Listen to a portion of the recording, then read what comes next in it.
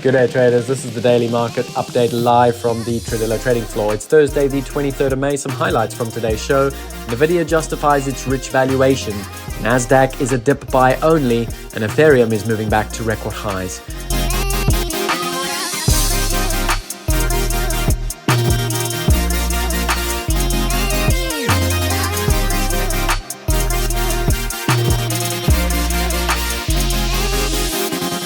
Let's turn and look at some of the key news events that we had yesterday. Prime Minister Rishi Sunak from the United Kingdom has called an early general election on July the 4th. He did this after we had inflation drop back down to 2.3% in April. And he's hoping that this will be enough to turn the tide on the Conservatives' dismal polling numbers, which have very much shown a 20% lead for Labour over the last couple of months. So Labour is very much set to win this election by quite some margin. However, Rishi Sunak has decided to take the gamble given what the eco data is doing in the United Kingdom. Now, that being said, the markets do favour a Labour government. It obviously puts to bed a little bit of the uncertainty we've had over the last couple of months. So anything where we do start to see Labour perhaps give up some of that lead should be a negative for the pound as well as the FTSE. Now, turning over to Europe, we had some key data out for Europe today. It was the negotiated wages. It's something the ECB has been telling us a lot about and how important it is for them from a policy standpoint. And the number came in at 4.7%, a little bit higher than what the ECB would like to have seen. That's after a 4.45% rise in Q4 last year. So an uptick in negotiated wages, not really what they want to see. However, don't forget the ECB will be cutting in June. What it does mean, however, is that next cut is most likely only going to come after the summer. And obviously, if that data doesn't start to move back towards what the ECB wants to see, it could be a case of we only get two cuts this year and possibly not a third as the market's currently expecting. Now, taking a look at some of the overnight market movements, there is some key movement to look at, particularly the indices, because what we've had obviously overnight was NVIDIA. It was a really strong report from NVIDIA. And in general, the US equity markets took flight on that. However, if we look at Europe, the Stoxx 50 is only up 0.42, DAX is only up 0.2, FTSE's flat. And if we look at some of the Asian markets, they're all very much around flat. Okay, nothing really stands out. Okay, sure, the Nifty 50 in India is up 1.54%, but by and large, the indices haven't really tracked the overnight NVIDIA news, and that's something to pay very close attention to. It doesn't mean, obviously, the US equities can't rally this afternoon, but it does mean that the sentiment from NVIDIA hasn't really passed over through into the European session. Now, let's talk about NVIDIA as our first key highlight for today. They came out yesterday. Their earnings per share came out. It was a beat, and it was expected to beat, of course, but it was the degree of the beat or the surprise. Now, that surprise came in 9.7% above expectations, which is almost a double-digit surprise. What I would say is the market was going into this expecting somewhere around a double-digit surprise in earnings, and they very much got that.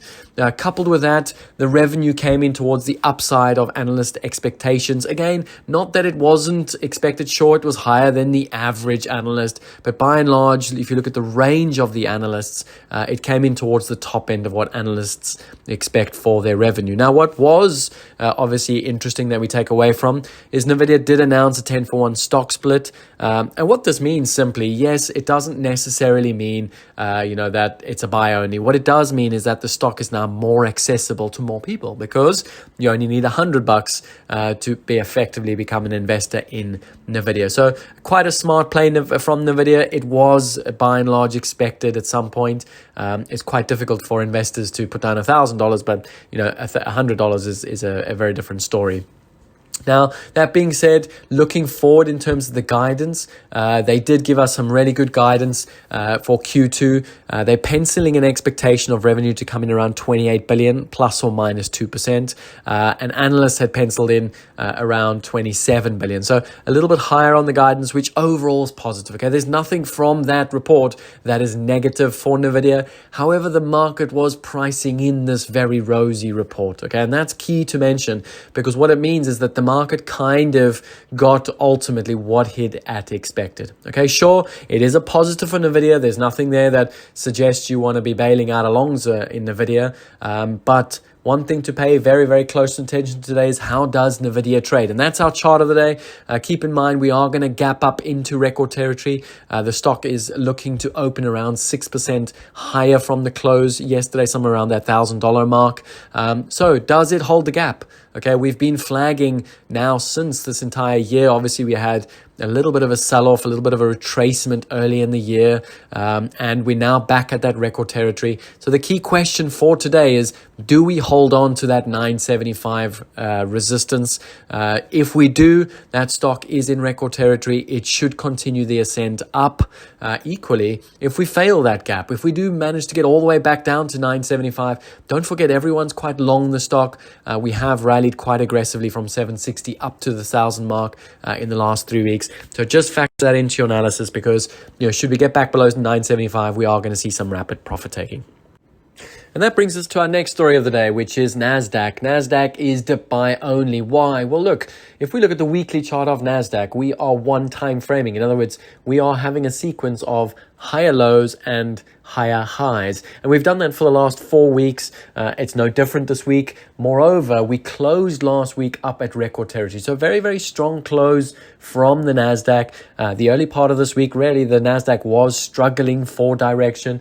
But with NVIDIA now out the way, that kind of gives the green light to the Nasdaq to continue that rally into record highs. So it does mean Nasdaq is a buy only market. You do not want to be looking for any kind of short side trades unless, of course, for some reason we get back below that 18,500 and we close back below there. One thing with a one-time framing sequences are they're very strong, and they're particularly strong when they occur into record territory. So it's not a market you want to be fading as we are moving now into price discovery mode. Also factor in if NVIDIA does hold that gap today, if we do rally further in NVIDIA today, that is going to be very positive for the Nasdaq. So it is clear blue skies for Nasdaq, not a market you want to be fading. And then finally, let's talk a little bit about Ethereum. Of course, it's been in the news since the start of the week. The ETF around Ethereum is kind of driving the initial price action. We've had quite a strong move since the start of this week. We're up almost 15 to 20% this week. And the market looks like it is pricing in all likelihood that Ethereum will also have an ETF. Now, if we go look back at Bitcoin when the whole ETF story began, we got a very, very similar play where initially we got this sort of spike and there was that initial surge in price of 20%, a lot like what we've got now. And then the market settled into a range, but it held on to those higher prices and it steadily began to grind higher until such a time the actual announcement was made. So keep in mind, if we look at that chart of Ethereum, we can see we're trading just below the Q1 highs around that $4,000 mark, but record highs are still another $800 higher. So still some way, almost another 20% to get back to those record highs. Should we get above that 4,000 mark in the coming sessions? Again, you don't want to be fading this market, not with the positive ETF news. It's a dip buy market only until such a time, of course, that ETF gets ruled out. Okay, the ETF gets ruled out, all bets are off, and that thesis is gone. But so long as that thesis remains in the market is a buy only. What also is driving quite a lot of positive sentiment around Ethereum is it has been lagging Bitcoin. If you look at the second part of that chart in green, you can see the Bitcoin Ethereum ratio. And we look at this ratio simply because they are the two biggest crypto coins. Now, what you can see is that since we had that sell-off in risk markets in late 22, Ethereum has massively underperformed Bitcoin for obvious reasons. Now, however, since this announcement of the ETF, we can see that Ethereum has broken that trend of underperformance and it looks like it's now set to lead. So really, that will get quite a few investors perhaps looking to switch from Bitcoin into Ethereum as Ethereum begins the process of leading. So keep a very close eye above 4,000. It does open the door to record territory back up towards 4,800. Now, looking at today's eco data, we have got some really important US data. It's the S&P Flash PMIs. This will be closely watched. Why? Because we've seen quite a bit of weakening in the data from the United States in the last 4 or 5 weeks.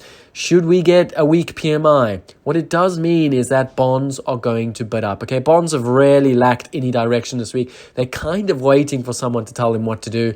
Should we get a little bit of a bid up in bonds, it does mean yields will start to peel off again. And that's that's only going to be a positive for this equity rally. We also have the initial jobless, and again, should be very closely watched because we are seeing labor weakness, some signs of weakness coming to the labor market. The 4-week average at the start of this year was 205. It's currently around 215. Now, that in its own doesn't mean anything, okay? 215 average is not high. It's not necessarily very high. But if we go look at last year, what you'll notice in Q2, Q3 was that the average 4-week ticked up from 220 to 250, and it was that tick up that got Wall Street pricing in 6 to 7 rate cuts for 2024. So it was that sudden uptick and weakness in the labor market that really got the street very excited. So keep a very close eye on that average. Last week we came in at 222. If we were to get anything above 230, don't forget it does drag that average up, and we are going to start to see more investors looking to play that recessionary play. Finally, our play of the day is the S&P 500. We've now broken out of last week's ranges. We are going to do a cash gap up into record territory. Does the gap hold? If it does, well, we can expect a trend up there. However, like I said, given the European session and the lackluster movement there, it's by no means assured. So if we do fail in NVDA, if we do get back below that 976, be very careful because there are a lot of people that are long the S&P. So the reason it's our play of the day is because we want to buy it so long as that gap remains. Should that gap fill, we want to bail on that and turn short as all those week longs unwind. All right, that's it for today then. Good luck, manage your risk, go make some money.